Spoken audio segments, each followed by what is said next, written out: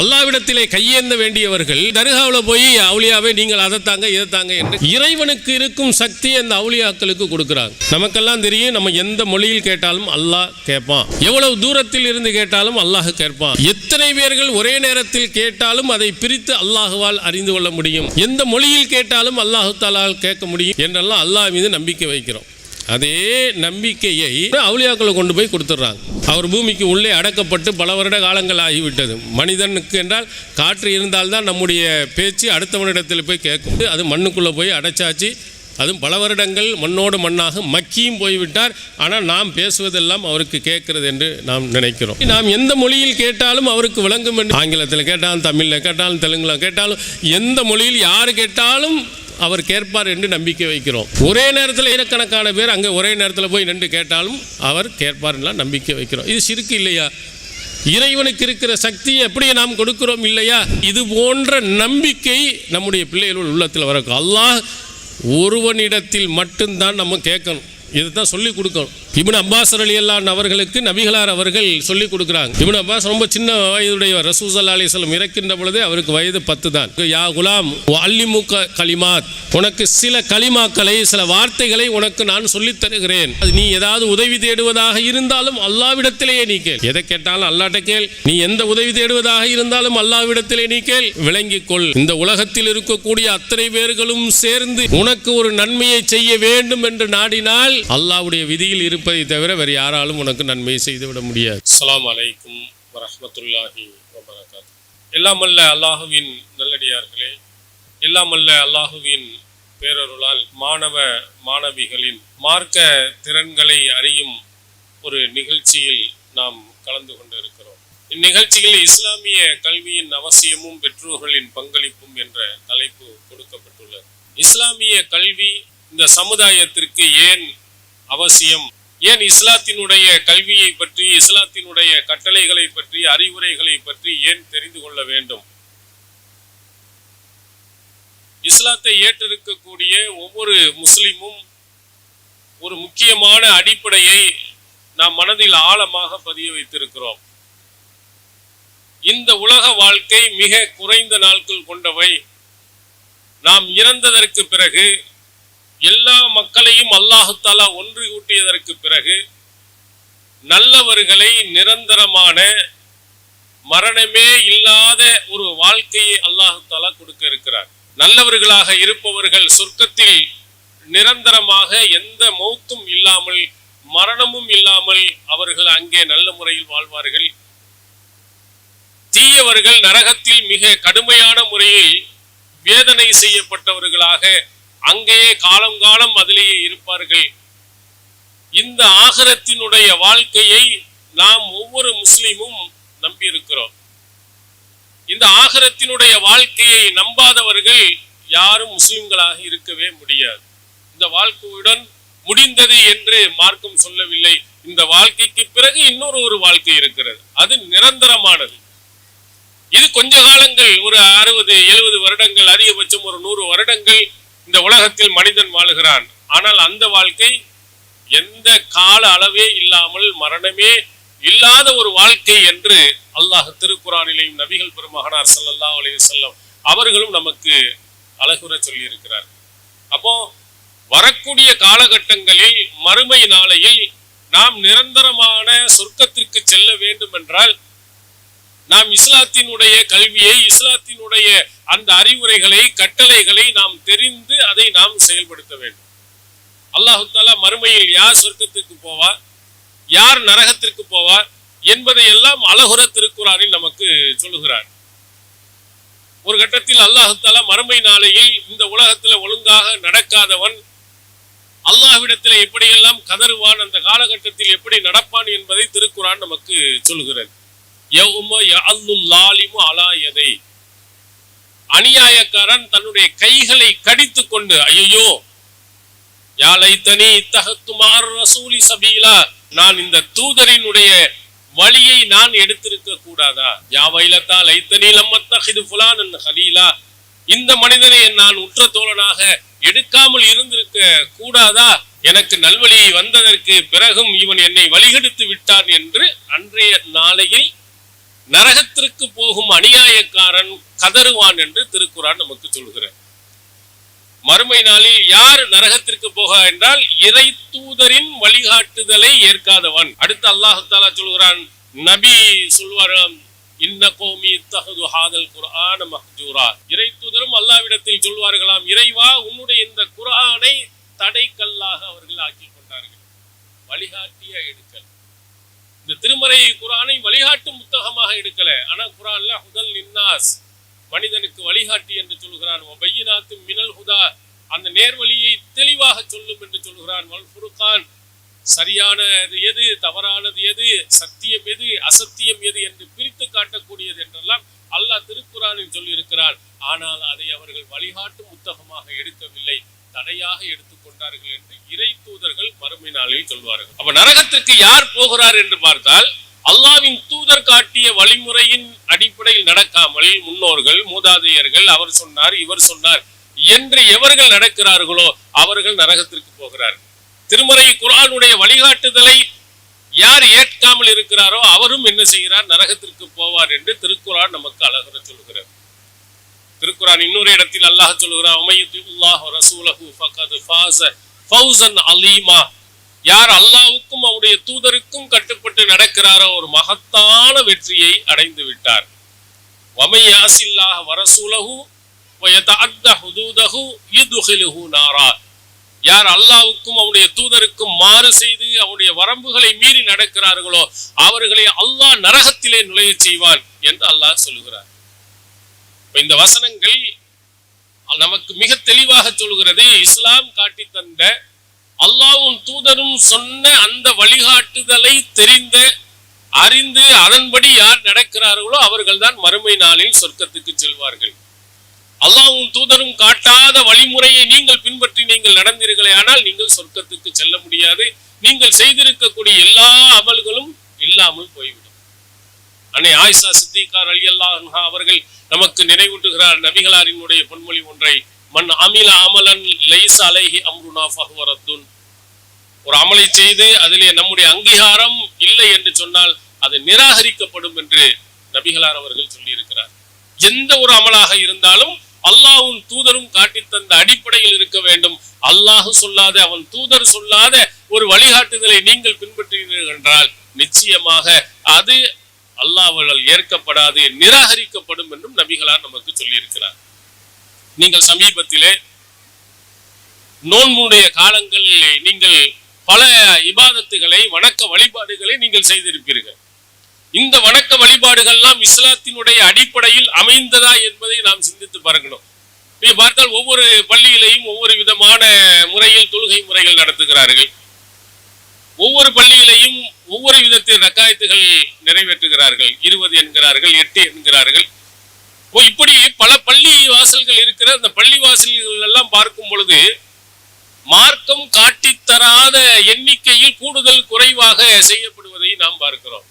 நோன்பு திறப்பதை நீங்கள் பாருங்கள். நபி ஸல்லல்லாஹு அலைஹி வஸல்லம் அவர்கள் சூரியன் மறைந்து விட்டால் உடனே நோன்பை திறக்க வேண்டும் என்று சொன்னார்கள்.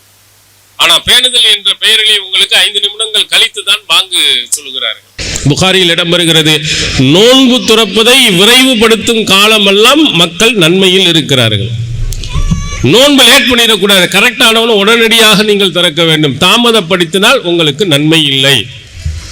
சரியான நேரத்தில் விரைந்து நீங்கள் நோன்பை திறந்து விட்டீர்களே ஆனால் உங்களுக்கு நன்மை இருக்கிறது. இதெல்லாம் நபி ஸல்லல்லாஹு அலைஹி வஸல்லம் அவர்கள் நமக்கு சொல்லித்தந்த காட்டித்தந்த வழிமுறைகள். ஆனால் அந்த வழிமுறைகளை எல்லாம் விட்டுவிட்டு புதிய புதிய நடைமுறைகள் எல்லாம் இந்த உலகத்தில் நடக்கிறது. அதை பின்பற்றி நீங்கள் நடந்தீர்களே ஆனால் சொர்க்கத்துக்கு போக முடியாது. அப்ப எது சரியான வழிகாட்டுதல் என்பதை அறிந்து கொள்வதற்கு இஸ்லாத்தினுடைய கல்வி உங்களுக்கு மிக அவசியமானது. திருமறை குர்ஆனுடைய கல்வி உங்களுக்கு அவசியமானது. நபி ஸல்லல்லாஹு அலைஹி வஸல்லம் காட்டி தந்த வழிமுறைகள் உங்களுக்கு அவசியமானது. நபி ஸல்லல்லாஹு அலைஹி வஸல்லம் சொன்ன வார்த்தைகள் எவை, எது சரியானது எது தவறானது என்பதை எல்லாம் நீங்கள் தெரிந்து கொண்டால்தான் நீங்களும் மறுமையில் சொர்க்கத்திற்கு போக முடியும், உங்களுடைய பிள்ளைகளையும் சொர்க்கத்துக்கு கொண்டு போய் சேர்க்க முடியும். இல்லை என்றால் மார்க்கம் காட்டித்தராததை நீங்கள் மார்க்கம் என்று நினைத்து நீங்களும் அமல்களை செய்து உங்களுடைய பிள்ளைகளுக்கும் அப்படி வழிகாட்டினால் அவர்களும் சொர்க்கத்திற்கு செல்லாமல் நரகத்துக்கு போயிடுவாங்க. அதனால மார்க்கத்தினுடைய அடிப்படை அல்லாஹ்வுடைய வேதம் திருமறை குர்ஆன் என்பதை நீங்கள் மனப்பூர்வமாக ஏற்று அதன்படி செயல்படுங்கள். அடுத்ததாக அல்லாஹ்வின் தூதர் காட்டி தந்த வழிமுறைகள், அவர்கள் சொன்ன அறிவுரைகள், இந்த இரண்டு மட்டும்தான் நம்முடைய வாழ்க்கையில் மறுமை நாளில் வெற்றியை தரும் என்பதில் எந்த விதமான வெறுப்பும் இல்லாமல் முழுமையாக நீங்கள் பின்பற்றி நடந்தால் நிச்சயமாக நீங்கள் சொர்க்கத்துக்கு போகலாம். நம்முடைய பிள்ளைகளை எப்படி உருவாக்க வேண்டும், எப்படியெல்லாம் உருவாக்கினால் மறுமையில் அவர்கள் சொர்க்கத்துக்கு செல்வார்கள்.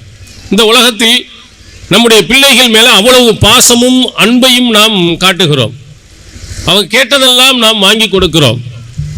ஏன்னா நாம் நம்முடைய பிள்ளையின் மீது காட்டியிருக்கக்கூடிய அன்பு பாசம். இந்த அன்பு பாசம் நம்முடைய பிள்ளை யாராவது அடித்து விட்டான் என்றால், திட்டி விட்டான் என்று சொன்னால் வரிந்து கட்டி கொண்டு நம்ம பிள்ளைக்காக வேண்டி நாம் அவங்கள்ட்ட பேச போகிறோம். ஏன்னா என் பிள்ளையை அடித்தவன் யார் என்று நம்மளால் தாங்கிக் கொள்ள முடியவில்லை. அப்போ இவ்வளவெல்லாம் பாசம் அன்பு உண்மையிலேயே ஒரு பெற்றோருக்கு இருக்க வேண்டியதுதான். ஆனால் இந்த அன்பு பாசம் மறுமை நாளையில் நம்முடைய பிள்ளைகள் மீது நாம் காட்ட முடியுமா என்றால் நிச்சயமாக காட்ட முடியாது.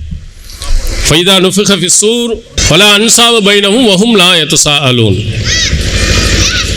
அல்லாஹ் திருமறை சொல்லுகிறான், சூர் ஊதப்பட்டு விட்டது என்று சொன்னால் அவர்களுக்கிடையில் உள்ள உறவுகள் துண்டிக்கப்பட்டுவிடும், யாரும் விசாரித்து கொள்ள மாட்டார்கள்.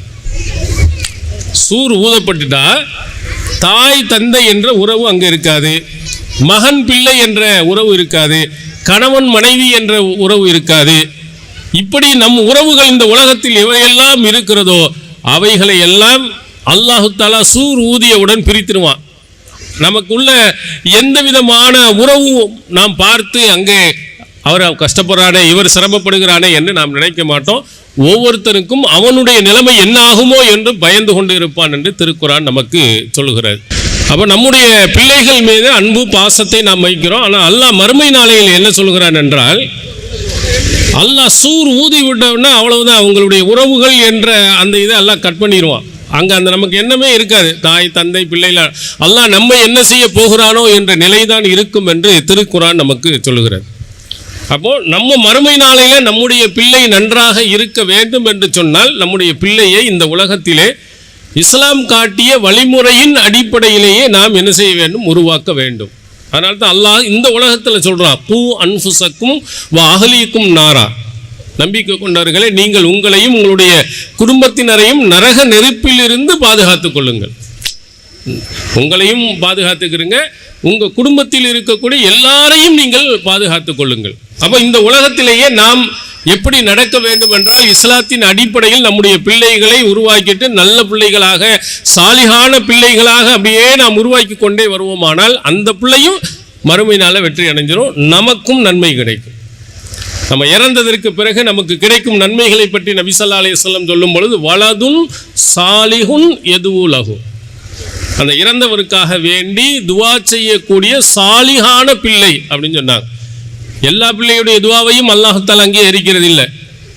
மார்க்கம் சொன்ன அடிப்படையில் உருவாக்கப்பட்ட ஒரு பிள்ளையை நீங்கள் உருவாக்கி சென்றால் அவர்கள் ஒவ்வொரு தொழுகையிலேயும் நேரம் கிடைக்கும் பொழுதெல்லாம் தன்னுடைய பெற்றோர்களுக்காக துவா செய்தால், இது கூட நீங்கள் இந்த சிறுமியர்களுடைய பிரார்த்தனையை நீங்கள் ரப்பி ரஹம்ஹுமா கமா ரப்பயானி சதீரா, இறைவா சிறு வயதாக இருக்கும் பொழுது என் மீது எப்படி அன்பையும் பாசத்தையும் காட்டினார்களோ அதுபோன்று என் பெற்றோருக்கும் காட்டு அப்படின்னு அந்த சாலியான பிள்ளை நமக்காக துவா செய்தால் நம்முடைய கபருடைய வேதனை, மறுமையில் இருக்கக்கூடிய வேதனை எல்லா இருந்தும் நாம் என்ன செய்யலாம், தப்பித்துக் கொள்ளலாம். அதனால் நம்முடைய பிள்ளைகளை மார்க்க தொடர்புள்ள பிள்ளைகளாக, மார்க்கத்தை பின்பற்றக்கூடிய பிள்ளைகளாக இந்த உலகத்திலேயே நாம் உருவாக்குவதற்கு பெற்றோர்கள் முயற்சி செய்ய வேண்டும். நபிகளார் அவர்கள் சொல்லும் பொழுது, எந்த பிள்ளையாக இருந்தாலும் நல்ல பிள்ளையாக தான் பிறக்கிறாங்களாம். குல்லு மௌலூதின் யூலது அலல் ஃபித்ரா, ஒவ்வொரு குழந்தையும் இயற்கையான மார்க்கத்தில் தான் பிறக்கிறது. ஃபஅபவாஹு யுஹவ்விதானிஹி அவ் யுனஸ்ஸிரானிஹி அவ் யுமஜ்ஜிசானிஹி, பெற்றோர்கள் தான் யூதர்களாக அல்லது கிறிஸ்தவர்களாக அல்லது நெருப்பு வணங்கிகளாக மாற்றி விடுகிறார்கள். நம்ம தாய் எப்படி நடக்கிறாளோ, தாய் நல்லொழுக்கமுள்ள பெண்ணாக இருந்து நல்ல முறையில் நடத்தினால் அந்த பிள்ளையும் நல்ல பிள்ளையாக மாறுது. அதிலே சிறுக்கும் பிதஅத்தும் இவைகள் நிறைந்த குடும்பத்தில் அந்த பிள்ளை உருவானால் அந்த தாய் அடிப்படையிலேயே அந்த குழந்தையும் அதே போன்று மாறிவிடுகிறார். அப்போ இதில் பொறுப்பு யார் மீது முக்கியமாக இருக்கிறது என்றால் பெற்றோர்கள் மீது இருக்கிறது. அந்த பெற்றோர்கள் தான் பிள்ளைகளை நல்ல பிள்ளைகளாகவும் உருவாக்குறார்கள், கெட்ட பிள்ளைகளாகவும் உருவாக்குறார்கள். நபி ஸல்லல்லாஹு அலைஹி வஸல்லம் அவர்கள் இன்னொரு இடத்தில் சொன்னார்கள், குல்லுக்கும் ராயின் குல்லுக்கும் மசூல் அன் ராயத்திஹி. உங்களில் ஒவ்வொருவரும் பொறுப்புள்ளவர்கள், உங்கள் பொறுப்பு பற்றி விசாரிக்கப்படுவீர்கள். அர் ரஜுலு அலா அஹ்லி பைத்திஹி. ஒரு ஆண்மகன் தன்னுடைய குடும்பத்துக்கு பொறுப்பாளன், அது பற்றி அவன் விசாரிக்கப்படுவான். அல் மர்அத்து ராயத்துன் அலா பைத்தி ஜௌஜிஹா வ வலதிஹி வஹிய மசூலத்துன் அன்ஹு. ஒரு பெண்மணி கணவனுடைய வீட்டுக்கும் கணவனுடைய பிள்ளைக்கும் பொறுப்பாளி, அது தொடர்பாக மறுமையில் விசாரிக்கப்படுவார். இதெல்லாம் நபிகளார் அவர்கள் பெற்றோர்கள் தொடர்பாக நமக்கு சொன்ன அறிவுரைகள்.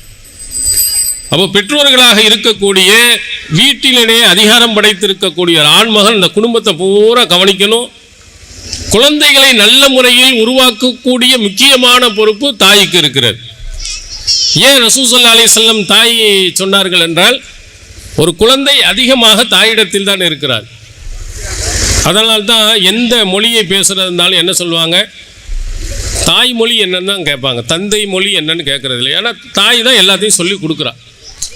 அவரோடு அங்கே சேர்ந்து அவர்கள் இருப்பதின் காரணத்தினால் அந்த குழந்தை தாயோனுடைய பேச்சு செயல்கள் அனைத்திலையும் இருப்பதின் காரணத்தினாலும், தந்தையாக இருப்பவர் வேலைக்கு போயிடுறாரு, வெளிநாடுக்கு போயிடுறாரு, குழந்தைகளை அதிகமாக கவனிக்க முடியாத ஒரு சூழ்நிலையில் அவர் இருக்கிறார். சொந்த ஊரில் இருந்தாலும் வேலைக்கு போயிட்டு கொஞ்ச நேரம் தான் வருவார். வெளியூருக்கு போயிட்டார்ல அப்படி தான், வெளிநாடுக்கு போனால் இன்னும் அதிகமாக. அப்போ இப்படி அதிகமான நேரங்கள் வெளியில் இருப்பதின் காரணத்தினால் அவருக்கு பொறுப்பு கொஞ்சம் குறைப்பு. மனைவி மற்ற எல்லாத்தையும் மொத்தமாக சேர்த்து பார்த்துக்க.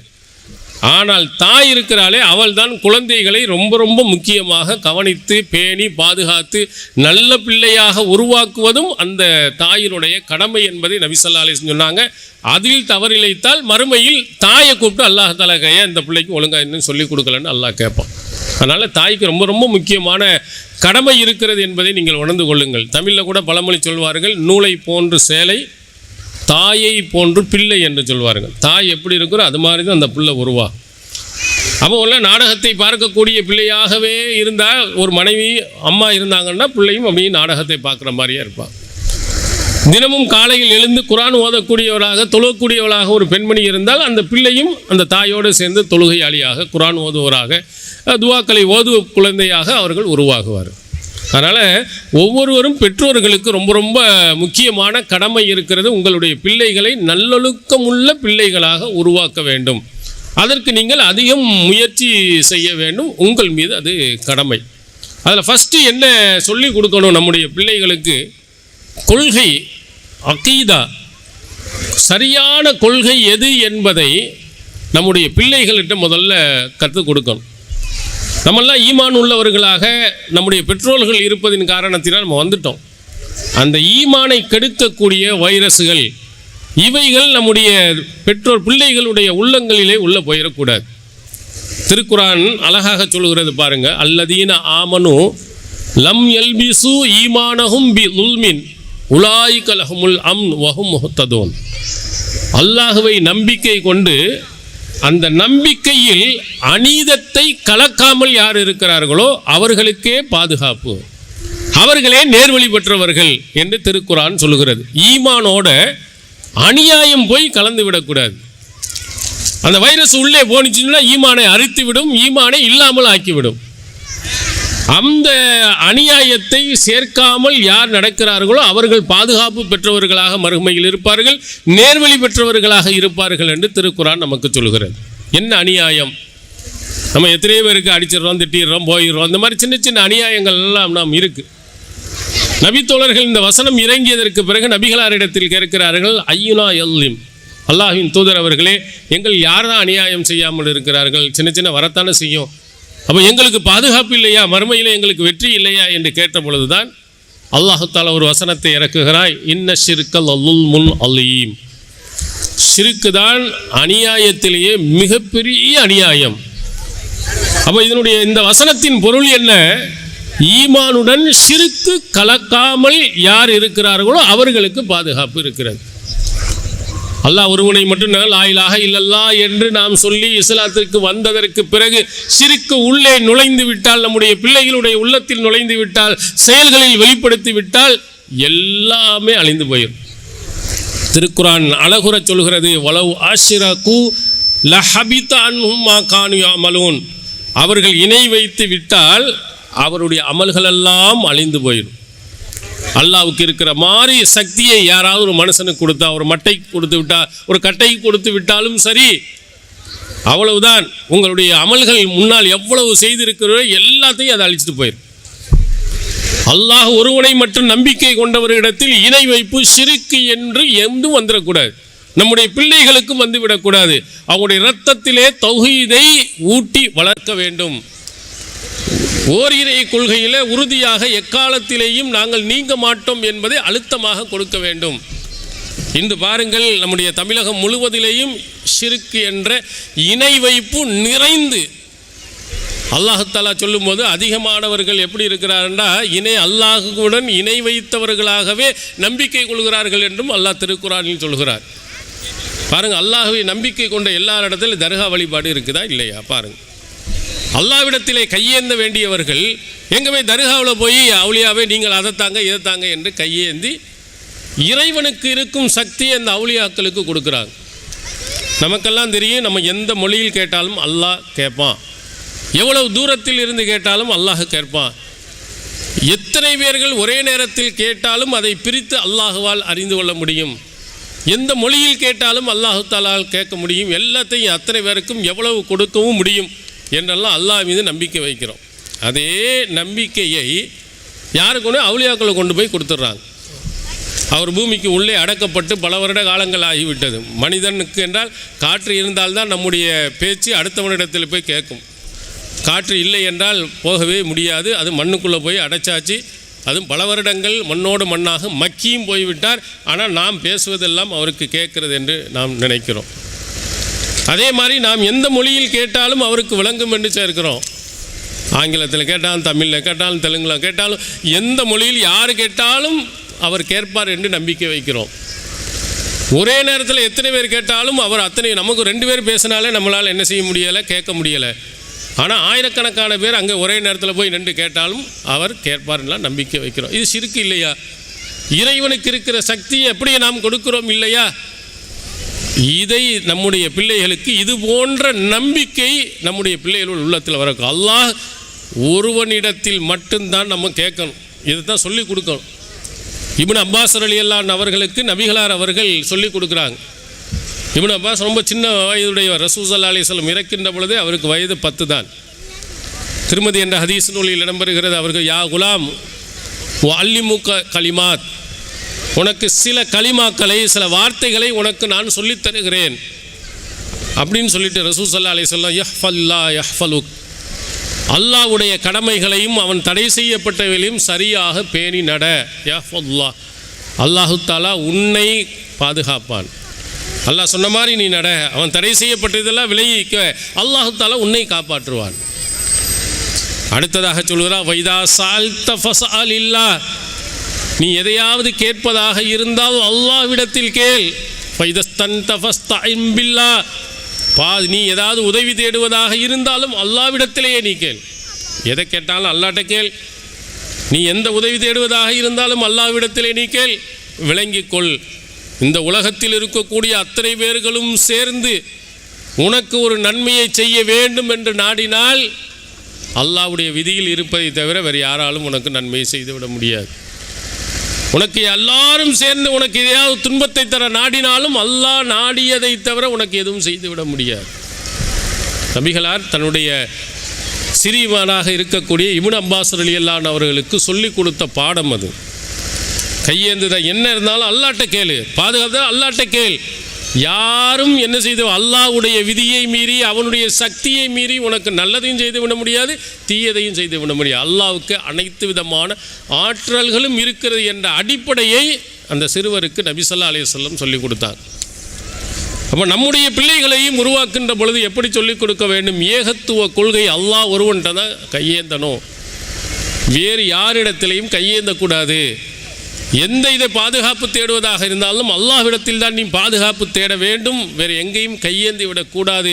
அப்படி கையேந்தினால் நம்முடைய அமல்கள் அனைத்தும் அழிந்து போயிடும். இவ்வளோ காலமாக தொழுத தொழுகை, நோன்பு, தர்மம், நீ எந்த நன்மைகள் செய்தாலும் இந்த ஷிர்க்குன்னு உள்ளே வந்து விட்டால் கண்டிப்பாக போயிடும்.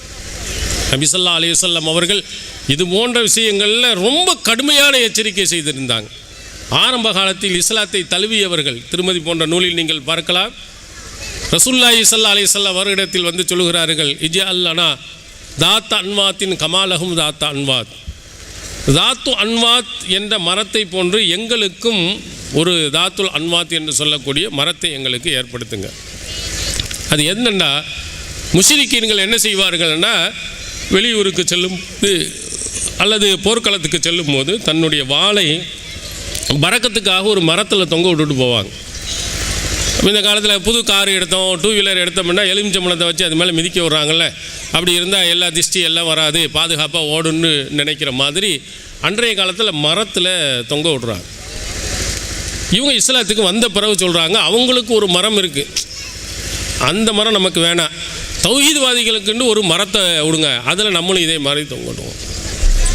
அப்போ ரசூல் ஸல்லல்லாஹு அலைஹி வஸல்லம் அதை கேட்டுட்டு, சுப்ஹானல்லாஹ், அல்லாஹ் மிக தூய்மையான், என்ன வார்த்தையை சொல்லிவிட்டீர்கள். இது மூசா அலைஹிஸ்ஸலாமுடைய காலத்தில் பனி இஸ்ராயீல் கேட்டதை போன்றல்லவா இருக்கிற இஜ்அல்னா ஆலிஹன் கமாலஹும் ஆலிஹா, அவர்களுக்கு கடவுள்கள் பல கடவுள்கள் இருப்பதை போன்று எங்களுக்கும் ஒரு கடவுளை எங்களுக்கு ஏற்படுத்தி தாருங்க, நாங்களும் கும்பிட்றோம் அப்படின்ட்டு பனி இஸ்ராயீல் மூசா அலைஹிஸ்ஸலாம் அவர்கிட்ட கேட்ட மாதிரி அல்லவா இது இருக்குது. எவ்வளோ பெரிய ஷிர்க்கினுடைய வாசகம். நபிகளா எவ்வளோ கடுமையாக கண்டித்தார் என்று பாருங்கள். சும்மா மரம், மட்டை இவைகளுக்கெல்லாம் சக்தி இருக்கிறது என்று சொன்னால் அதை கடவுளாக ஆக்குற மாதிரி. நீங்கள் எத்தனை இடங்களில் பாருங்கள், தர்காக்களில் ஜெண்டா கொடி மரங்கள் என்று வைத்துக்கொண்டு அதில் போய் கையேந்து கொண்டும் எலுமிச்சங்களை போட்டும் பூவை போட்டு விட்டும் வரக்கூடிய எத்தனை பேர்கள் இருக்கிறாங்க. இதெல்லாம் போனோம்னா ஷிர்க்கினுடைய உச்சகட்டமானவை என்று நபிகளார் எச்சரிக்கை செய்திருக்கிறார்கள். இதெல்லாம் நம்முடைய பிள்ளைகளுக்கு ஊட்டணும். இதெல்லாம் அல்லாஹு தஆலாவால் கண்டித்தவை, தண்டித்தவை. இதெல்லாம் நாம் என்ன செய்யக்கூடாது, எடுக்கக்கூடாது என்பதை நம்முடைய பிள்ளைகளுக்கு சொல்லிக் கொடுக்கணும். பிள்ளைகளுக்கு என்னென்னவெல்லாம் சொல்லிக் கொடுக்குறோம், உலக பாடங்கள்லாம் எவ்வளவு சொல்லிக் கொடுக்குறோம், இதையும் சேர்த்து நீங்கள் சொல்லுங்கள். திருக்குரான் சொல்லுகிறது, வசாபிஹா இப்ராஹிம் லிபனீஹி வ யாக்கூப், இப்ராஹிம் நபியும் யாக்கூப் நபியும் தன்னுடைய பிள்ளைகளுக்கு சொல்கிறார்கள், வலா தமூதுன்ன இல்லா வ அன்தும் முஸ்லிமூன் இன்னல்லாஹ இஸ்தஃபா லக்குமுத்தீன், அல்லாஹ் இந்த தீனை உங்களுக்காக தேர்வு செய்திருக்கிறார், நீங்கள் முஸ்லிம்களாகவே அன்றி மரணித்து விடாதீர்கள். இந்த ஏகத்துவ கொள்கையில் உறுதி உள்ளவர்களாகவே நீங்கள் வாழும் வரையிலையும் நீங்கள் இருங்கள். யாக்கூப் நபி மரணம் வருகிறது, இது ஹதர யாக்கூபல் மௌத், மௌத்து வருகின்ற நேரத்தில் தன்னுடைய பிள்ளைகளை எல்லாம் அழைத்து கேட்கிறார், மா தஅபுதூன மின் பஅதி, நான் இருக்கும்போது அல்லாஹ் ஒருவனை மட்டும் வணங்கக்கூடிய நீங்கள் நான் இறந்ததற்கு பிறகு யாரை வணங்குவீர்கள் சொல்லுங்கள் என்று அந்த நேரத்தில் கேட்கிறார். நாபுது இலாஹக்க இலாஹ ஆபாயிக்க இப்ராஹீம வ இஸ்மாயில் வ இஸ்ஹாக்க இலாஹம் வாஹிதா வ நஹ்னு லஹு முஸ்லிமூன்.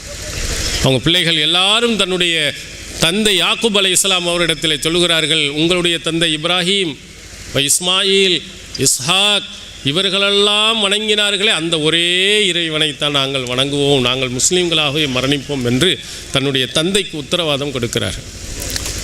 பிள்ளையினுடைய அக்கறை எங்கே வெளிப்படுகிறது என்று பாருங்கள். நம்முடைய பிள்ளைகளாக நல்லா வாழணும் போகணும் அப்படிங்கிற மாதிரி மட்டும்தான் பார்க்குறோம். மார்க்கத்தின் கொள்கையின் அடிப்படையை என் பிள்ளை வளரணும் அப்படின்னு நம்ம பார்த்துருக்கிறோமா?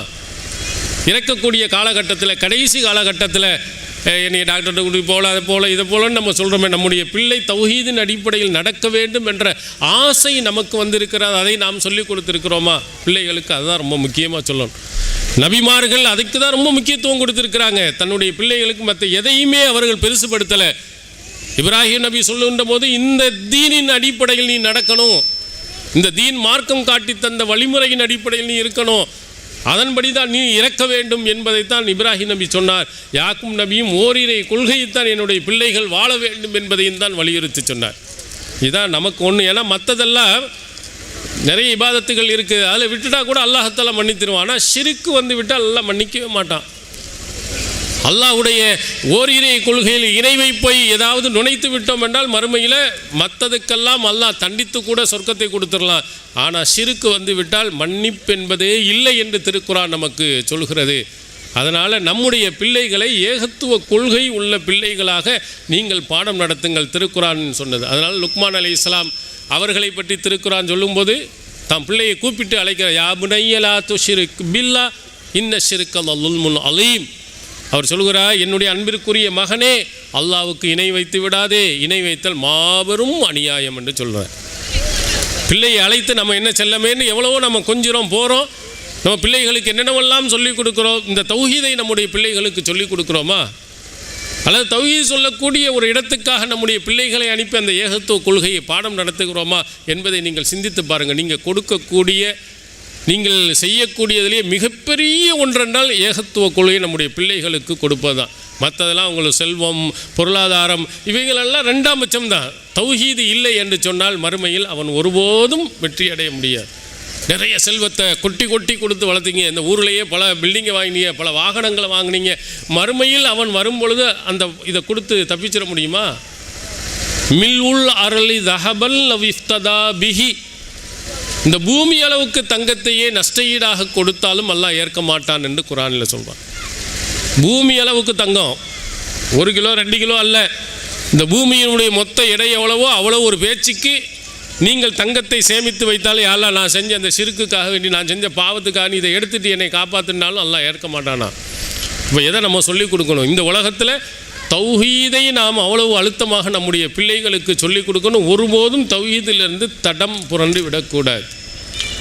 அதில் நாம் சரியாக செய்யாத காரணத்தினால் இந்த காலகட்டத்தில் பார்க்கக்கூடிய நாடகங்கள், இந்த நாட்டினுடைய நடப்புகள், இவைகளெல்லாம் ஏகத்துவ கொள்கையையும் விட்டு ஷிர்க்கின் பக்கம் நம்முடைய பிள்ளைகள் போகக்கூடிய நிலைக்கு ஆளாயிரும். பாருங்கள், அப்போ இஸ்லாமியர்கள் ரொம்ப குறைவுல, அதில் இப்போ சமீப காலமாக நிறைய பெண்மணிகள் மாற்று மதத்துடன் செல்லக்கூடிய ஒரு இதையும் நாம் பார்க்கிறோம். காதல் என்ற போர்வையில் ஏகத்துவ கொள்கையை மறந்துவிட்டு ஷிர்க்கின் பின்னால் ஓடக்கூடிய பெண்கள், அதெல்லாம் இன்னே காட்டுக்குது. இந்த மாதிரி நாடகத்தில் பார்த்து இவனோட காதலிச்சு போனால் கலெக்டர் ஆகிட்டான், முதலமைச்சர் ஆகிட்டான் மாதிரி ஒரு மாயையை ஏற்படுத்தி காட்டுறாங்க. அந்த பிள்ளைங்களுக்கு அந்த டீன் ஏஜில் விளங்குறது இல்லை.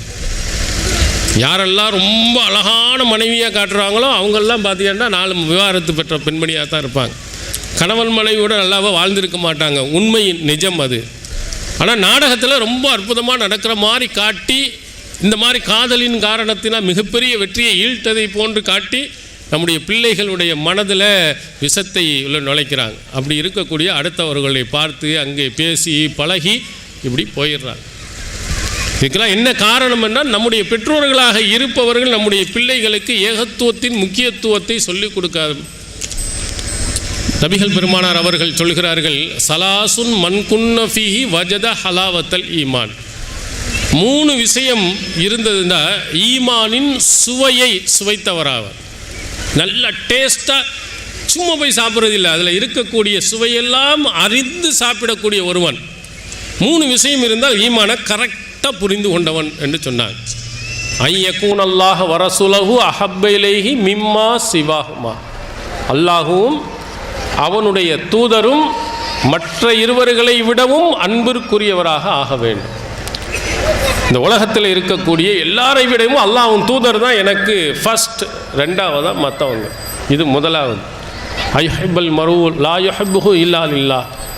தன்னுடைய சகோதரனை அல்லாஹ்வுக்காக வேண்டி நேசிப்பான், வேற எதுக்காகவும் நேசிக்க மாட்டான். அடுத்ததாக ஐயஊத ஃபில் குஃப்ரி கமா யக்ரஹு ஐயுக்தஃப ஃபின்னார். ஷிர்க்கில் மீண்டும் செல்வதை, இணை வைப்பிலேருந்து அல்லாஹ் காப்பாற்றி தௌஹீதில் கொண்டு வந்தான். இந்த காதல் பஞ்சாயத்துங்கிறதுக்காண்டி அதன் பக்கம் போகிறது இருக்கு, அது எப்படி வெறுக்க வேண்டுமென்றால் நெருப்பில் தூக்கி போடப்படுவதை எப்படி வெறுப்பானோ அதுபோன்று தௌஹீதிலிருந்து ஷிர்க்குக்கு போவதை வெறுக்க வேண்டும். இது இருந்தால் ஈமான கரெக்டாக நீங்கள் விளங்கியிருக்கிறீங்கன்னாங்க. இந்த கடைசி இதை ஒவ்வொரு பெற்றோர்களுக்கும், தன்னுடைய ஆண் பிள்ளையாக இருக்கட்டும் அல்லது பெண் பிள்ளைகளாக இருக்கட்டும், அத்தனை பேர்களுக்கும் சொல்லிக் கொடுங்க. தௌஹீதை விட்டு அந்த ஷிர்க்குன்ற அந்த அசுத்தத்தின் பக்கம் போகக்கூடாது. அது எவ்வளவு பெரிய ஆளாக இருந்தாலும் சரி, எவ்வளவு அழகானவராக இருந்தாலும் சரி.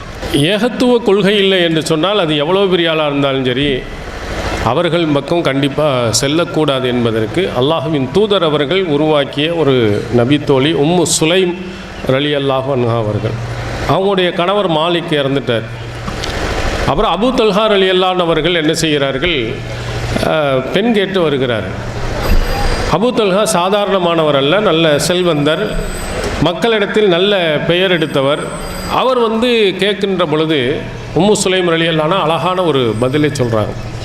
முறைப்படி பெண் கேட்குறாங்க. இந்த காதல் இதெல்லாம் அப்படின்னா சுற்றிட்டுலாம் போல, நேரடியாக உங்களை திருமணம் முடிக்கிறேன் அப்படின்னு சொல்லும்போது தெளிவாக சொல்கிறார்கள், நீர் காஃபிர், அன இம்ராத்தும் முஸ்லிமா, நான் முஸ்லிமான பெண்மணியாக நான் இருக்கிறேன், ஆனால் நீரோ அல்லாஹுவை மறுத்த இணை மறிப்பவராக இருக்கிறீர். இறை மறுப்பாளருக்கு மூமினான பெண்கள் அனுமதி அல்ல. உன்னை போன்றவர்களை யாரும் மறுக்கவும் மாட்டார்கள். நல்ல மனிதர் தான், சிறந்தவர் தான், நல்லவர் தான், ஆனால் உம்மிடத்தில் ஏகத்துவ கொள்கை இல்லை என்று அவர்கள் மறுத்து, அதற்கு பிறகு அவர்கள் இஸ்லாத்தை தழுவியதற்கு பிறகுதான் அவர் திருமணம் முடித்துக் கொள்கிறார். இந்த அடிப்படை நம்முடைய பிள்ளைகளுடைய ஆண் பிள்ளையாக இருக்கட்டும் பெண் பிள்ளையாக இருக்கட்டும் உள்ளத்தில் ஆழமாக இருக்கட்டும் ஷிருக்கு என்பதின் பக்கம் போய்விடவே கூட. அல்லாஹு தஆலா சொல்லும் பொழுது இந்த திருமண விஷயத்தை பற்றி அழகாக சொல்கிறார். அவளா அமத்தும் மீனா, மூமினான அடிமை பெண் ஹைரும் முஷ்ரிகா, இணை வைக்கக்கூடிய பெண்ணை விட சிறந்தவர். ஷிர்கில் இருக்கக்கூடிய ஒரு பெண்மணி, ஒரு அடிமையாக இருக்கக்கூடிய மூமினான பெண்மணி, யார் சிறந்தவன் தான் அந்த அடிமை தான் சிறந்த. வலவு ஆஜபத்துக்கும், அந்த பெண் உங்களுக்கு ரொம்ப கவர்ந்தாலும் சரி, ஷிர்க் வைக்கக்கூடியவள் பார்க்க அழகாக இருக்கா, நிறைய செல்வத்தை வைத்திருக்கிறார் அப்படின்னு இருந்தாலும் அடிமையாக இருக்கிற ஈமான் உள்ள பெண்மணி தான் சிறந்தவர். அப்துல் மோமினும் ஹைரும் முஷ்ரிக். அதை போன்று இணை வைப்பவன் ஷிர்கிலே இருக்கக்கூடியவனை விட ஒரு அடிமையான ஒரு ஆண்மகன் சிறந்தவன். வலவு அஜபத்து, உங்களுக்கு அவன் ஈர்த்தவனாக இருந்தாலும் சரி, உன்னை ஈர்க்கக்கூடிய அழகுள்ளவனாக இருந்தாலும் சரி, மூமினான அடிமைதான் சிறந்தவன் என்று திருக்குரான் சொல்லிவிட்டு அல்லாஹ் சொல்லுகிறான், இவர்கள் எதுஊன இலன்னார், உங்களை நரகத்தின் பக்கம் இழுத்து கொண்டிருக்கிறார். அல்லாஹு எதுஊ இலல் ஜன்னா வல் மக்ஃபிரா, அல்லாஹ் சொர்க்கத்தின் பக்கமும் அவனுடைய மன்னிப்பின் பக்கமும் அழைக்கிறான். ஷிர்கின் பக்கம் போவது நரகத்தின் பக்கம் போவதற்கு சமம். நம்முடைய பிள்ளைகளை ஏகத்துவ கொள்கையில் ஊட்டி வளர்க்குவோமே, ஆனால் ஈமானுடைய சுவையை சுவைத்த பெண்மணியாக இருந்தால் அந்த பக்கம் தலை வைத்தே படுக்க மாட்டான். அது மாதிரி நம்ம சொல்லி கொடுக்கணும். நபிகளாருடைய காலத்தில் இருந்தவர்கள் எல்லாம் ஓடி இருக்கிறார்கள். எதற்காக? ஏகத்துவ கொள்கைக்காக வந்திருக்கிறார். சஹீஹுல் புகாரில் எடுத்து பாருங்கள். உம்மு குல்சும் பின்த் உக்பா இப்னு அபி முஆயித் மிம்மன் ஹாஜர இலா ரசூலுல்லாஹி ஸல்லல்லாஹு அலைஹி வஸல்லம். உக்பா இப்னு அபி முஆயித்தினுடைய மகள் உம்மு சுலைம் மக்காவை மதீனாவை நோக்கி ஹிஜ்ரத் செய்து போனார். வஹி ஆத்திகா, அவர் இளம் வயது பெண்ணாக இருந்தும் தன்னுடைய ஊரை விட்டு அல்லாஹ்வின் தூதர் அவர்களுடைய கொள்கையை நோக்கி போயிருக்கிறார். அந்த தந்தை யார் தெரியுமா?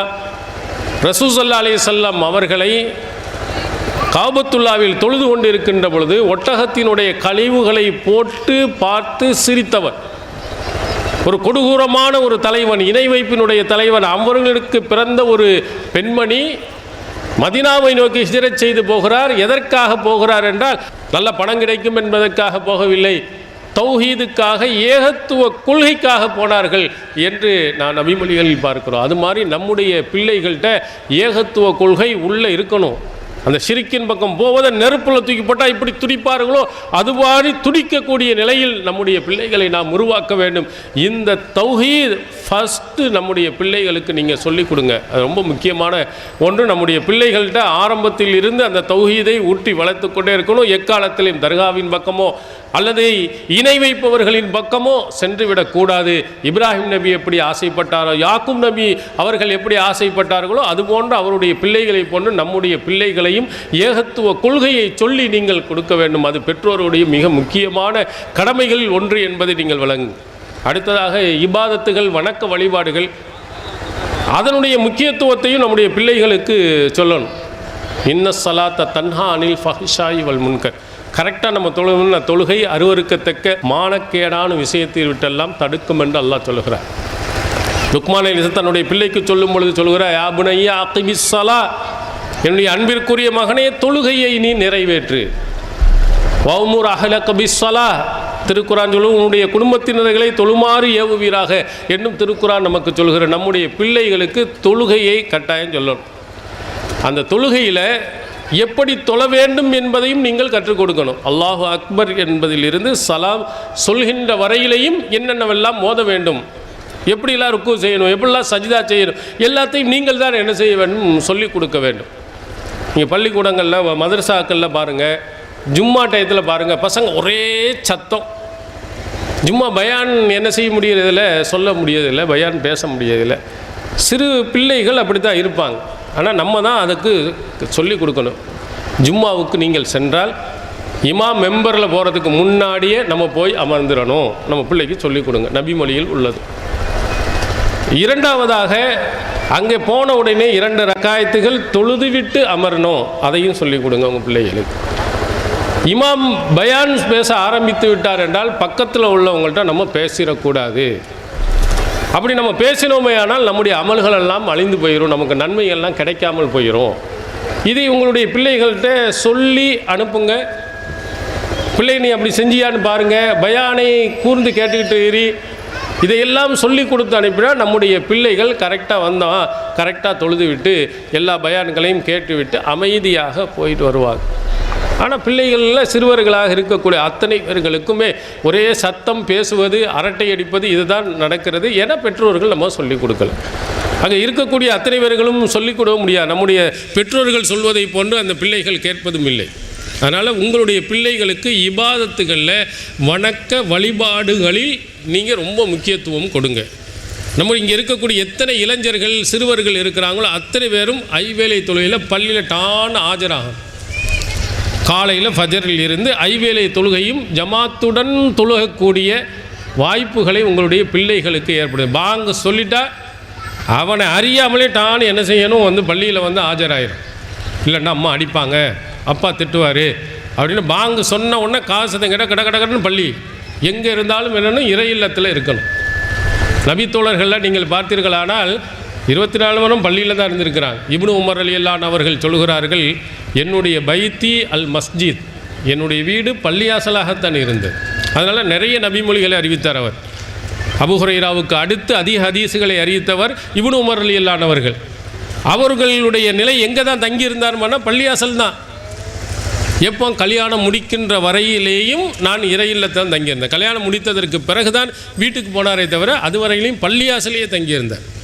அப்போ நம்முடைய பிள்ளைகளுடைய தொடர்பு எங்கே இருக்குன்னா இறை இல்லங்களுடன் இருக்கணும். அது மாதிரி உருவாக்கும். ஏன்னா அல்லாஹ்வுடைய இல்லத்தில் ஷைத்தானுடைய மார்க்கத்துக்கு முரணான காரியங்கள் எதையும் அவனுக்கு தீண்டாது. இங்கே வந்தான்னா பள்ளியாசலில் பாங்கு சொல்வது, திருமறை குர்ஆனை ஓதுவது, இங்கே நல்ல விஷயங்களை அவன் காது கொடுத்து கேட்பான். இதை விட்டுட்டு வேறு எங்கேயாவது போனான்டா நாடகத்தை பார்த்தான், டிவியை பார்ப்பான், பப்ஜி கேம்னு விளாண்டுக்கிட்டு கண்ட கடியவைகள் எல்லாம் சேர்ந்து அவன் கெட்டு போவதற்கு வாய்ப்புகள் உண்டு. அதனால் பாங்கு சொன்ன உடனேயே பள்ளியாசலுக்கு நம்முடைய பிள்ளைகள் ஆண் குழந்தைகளாக இருந்தால் அங்கே அனுப்புங்க.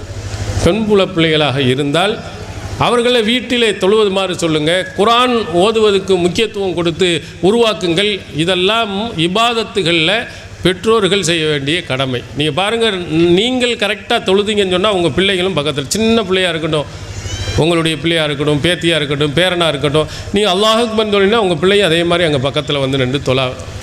ஏன்னா அது அப்படி தான் பயிற்சி எடுக்கும். பீடி குடிச்சிட்டு இருந்தால் என்ன செய்யும், அந்த பிள்ளையை எடுத்து வாயில் பீடியை வச்சு குடிக்கும். என்ன காரணம், இதுவும் நல்லது போல இருக்கேன்னு நினைத்து செய்கிறது தான். அது மாதிரி நீங்கள் தொழக்கூடிய கரெக்டான நேரத்தில் நீங்கள் தொழுங்கள், உங்களுடைய பிள்ளைகளும் தொழுவார்கள். உங்களுடைய பிள்ளைகளையும் சரியான நேரத்தில் தொழுவதற்கு நீங்கள் பயிற்சி கொடுங்க.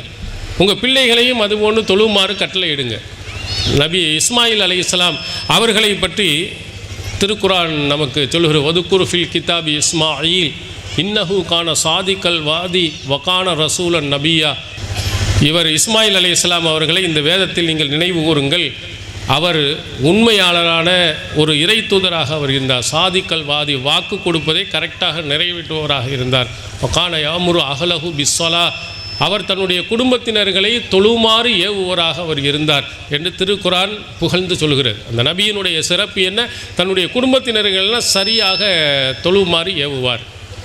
நபி ஸல்லல்லாஹு அலைஹி வஸல்லம் அவர்கள் நீங்கள் பார்த்திருக்கலாம், இரவு தொழுகின்ற ரமலானுடைய கடைசி 10 வந்து விட்டது என்று சொன்னால் தன் குடும்பத்தினர்களெல்லாம் எழுத்து தொழுமாறு ஏவுவார்கள் என்ற நபிமொழிகளும் உண்டு. அதனால் நம்முடைய பிள்ளைகளை இபாதத்துகளில் வணக்க வழிபாடுகளில் கரெக்டாக செய்து தினமும் ஐவேளை தொழுகை தொழக்கூடியவர்களாக நம்முடைய பிள்ளைகளை என்ன செய்யணும், இபாதத்துகளில் கொண்டு வரணும். அது மாதிரி நல்ல பழக்க வழக்கங்கள் நபி ஸல்லல்லாஹு அலைஹி வஸல்லம் அவர்கள் நமக்கு காட்டி தந்திருக்கக்கூடிய அந்த ஒழுங்குகள், ஆதாபுகள், இஸ்லாமிய ஒழுக்கங்கள், இவைகளையும் நம்முடைய பிள்ளைகளுக்கு கொஞ்சம் கொஞ்சமாக புத்தகத்தில் இருக்கக்கூடிய நபிமொழிகள் இருப்பதை எல்லாம் சொல்லிக்கணும். அடுத்த பெரியவர்களை பார்த்தோம்னா சலாம் சொல்லணும். அதே மாதிரி அடுத்தவர்கள் இடத்திலே கண்ணியமாக நம்ம பேசணும். உண்மையை மட்டும்தான் பேசணும். உண்மை பேசுகிறது நல்லது கொண்டு போய் சேர்த்து கடைசி சொர்க்கத்தில் கொண்டு போய் சேர்க்கும்.